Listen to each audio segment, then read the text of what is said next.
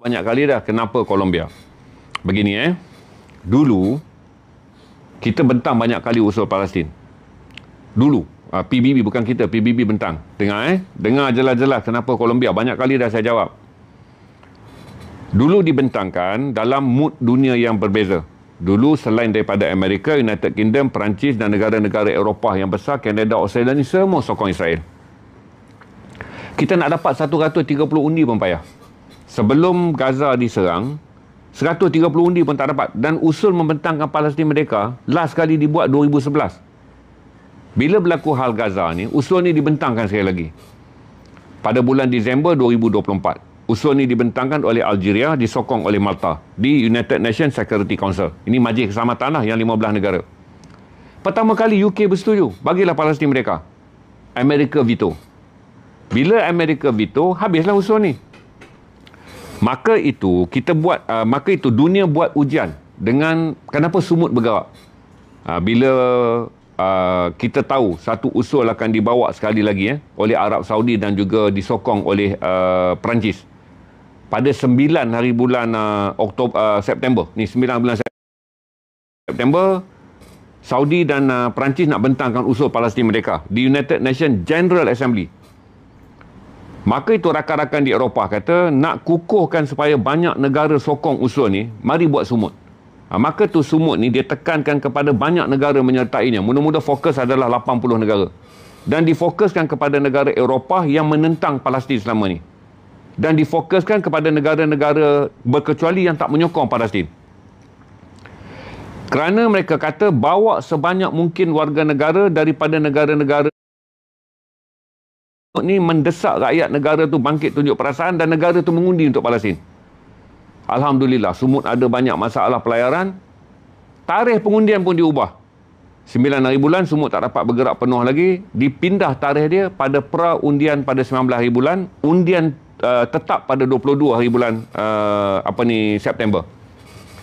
Bila sumut bergerak, havoc satu dunia tahu tunjuk perasaan berlaku di Itali, negara yang paling tak menyokong Palestin mereka. Tunjuk perasaan berlaku di Finland, tunjuk perasaan berlaku di Iceland, berlaku di semua negara. Undian hari pertama saya dah kecewa. 19 hari bulan kan kita target 150. Saya kata kat Arid, saya masa tu atas kapal Arid. Harap 150 Arid. Kita kira manual. Kira-kira tak dapat 145. Pasal Perancis tak undi pada pra-undian. Australia tak undi pra-undian. Iceland tak undi pra-undian. Finland tak undi pra-undian. Maka dapat 145. Tapi lepas pra-undian tu, negara-negara besar ni bagi tahu pada hari mengundi mereka akan mengundi Palestin mereka. Berarti pada hari mengundi 22 hari bulan tu mereka akan mengundi Palestin mereka. Maka negara-negara ni memenuhi janji. 22 hari bulan 157 negara menyokong Palestin mereka di United Nations General Assembly. Dengar undi ni mengejutkan. Kerana kita target 150, last minute negara-negara besar ni buat swing. UK sign, setuju, Australia setuju, Kanada setuju, Perancis setuju, Sepanyol setuju. Sweden kita tak terkejut. Finland, kemudian Iceland, semua masuk setuju. Bila dah bersetuju, terkejutlah perhimpunan ni. Tapi dia tidak memberi banding. Dia tidak boleh dikuatkuasakan.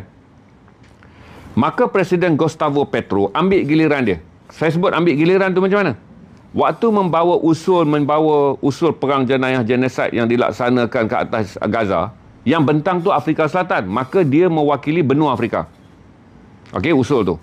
Kemudian usul kali kedua yang dibawa oleh Malta, dia mewakili blok Eropah. Malta bentangkan usul kali kedua, pun tak berjaya. Kemudian datang usul kali ketiga, dia dibawa oleh Algeria. Datang blok negara Islam di Afrika, mainkan dah peranan. Dibawa usul kali keempat, datang daripada blok Amerika Tengah, di mana yang datang daripada usul Palestin mereka yang dapat 157. Usul dibawa oleh Arab Saudi, mewakili blok Islam Asia. Kemudian disokong oleh Perancis, membawa kepada blok bukan Islam Eropah. Maka diberi pada Colombia kerana blok Amerika Latin belum lagi membawa usul. Sesuatu yang mereka fikir adalah wakil suara baru. Sebab dunia ni nak tunjuk satu dunia sokong Palestin, ambil pergiliran. Maka Presiden Gustavo Petro merasakan inilah peluang pula untuk negara-negara di Amerika Latin mengambil usaha inisiatif. Afrika Selatan mula dulu bawa ke ICJ, disokong oleh Bangladesh, disokong oleh Mexico. Sokong aja, belum usul. Bukan pembawa usul. Kali ini sampailah giliran mereka. Sebab dunia ni berbagi-bagi untuk menunjukkan seluruh benua di dunia menyokong Palestin. Maka usul ni dibawa oleh Colombia. Satu, kerana keberanian presiden dia. Satu, tak boleh lari lah keberanian presiden dia. Yang kedua, secara moralnya kita kata, okey, ini giliran blok kamu pula.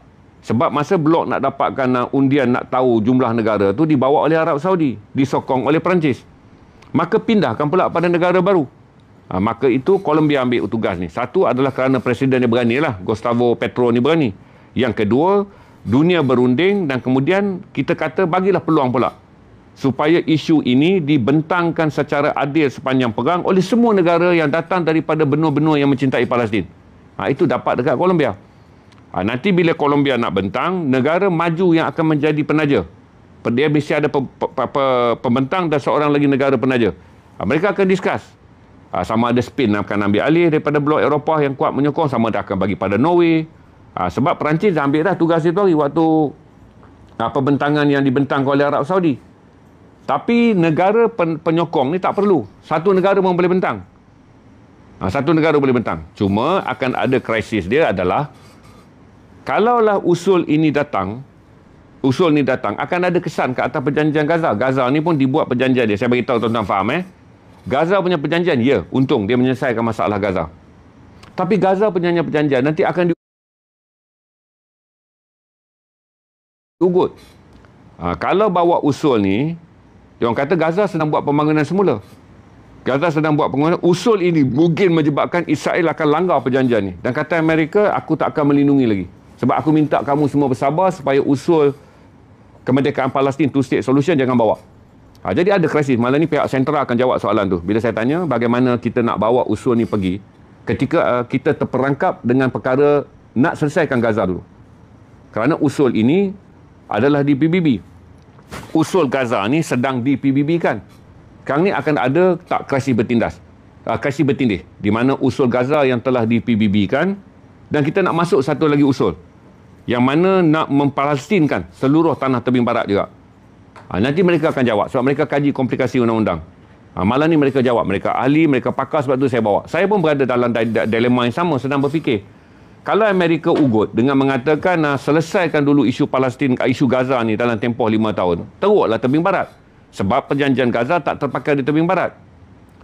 Tapi kita kena fikir, kalau tak ambil sekarang pula,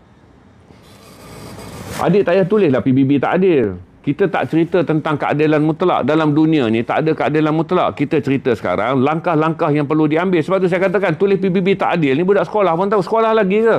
Bagi balik phone kat mak.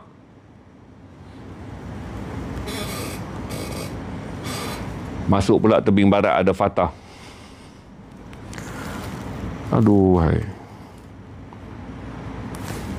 Macam mana saya nak urus ya? Okey. Saya bentang ni kena faham tau. Ini kefahaman tinggi. Dengar. Tebing barat ada Fatah. Tapi dia kehilangan banyak tanah. Ni tanah tebing barat. Kita cerita sekarang ni. Kita nak selamatkan juga tebing barat. Sebab ni Gaza. Kalaulah Gaza berjaya diselesaikan dengan usul pada hari Rabu malam atau Khamis pagi waktu Malaysia atau hari Ahad. Okey. Tak apalah selesai. Tapi tebing barat ni dah jadi macam ni. Nampak tak peta dia tu? Peta tebing barat yang sedang diperjuangkan oleh rakan-rakan dunia kita adalah ini. Sekarang tebing barat tinggal ini. Jadi dia tak jawab, tak tepatlah tebing barat ada Fatah. Jawapan yang paling tepat, faham dulu. Isu mengenai Gaza, selesaikan Gaza aja. Tebing barat kena masuk dalam usul yang sentral akan jawab ni. Usul yang dibawa oleh Colombia ni merangkumi perkataan Palestin. Usul yang Perancis akan bawa dengan United Kingdom, okey, yang akan disokong oleh Amerika hanyalah perjanjian masa depan Gaza. Dia diresolusikan. Usul yang dibawa oleh Colombia nanti adalah Palestin. Dia ada dua beza ni, kena faham. Penyelesaian Gaza adalah penyelesaian perang yang sedang berjalan. Penyelesaian Palestin adalah penyelesaian total untuk membolehkan Palestin mendapat negara dia mengikut lunas undang-undang. Kalau dah faham tak apa? Allahumma salli ala sayyidina Muhammad wa ala ali sayyidina Muhammad.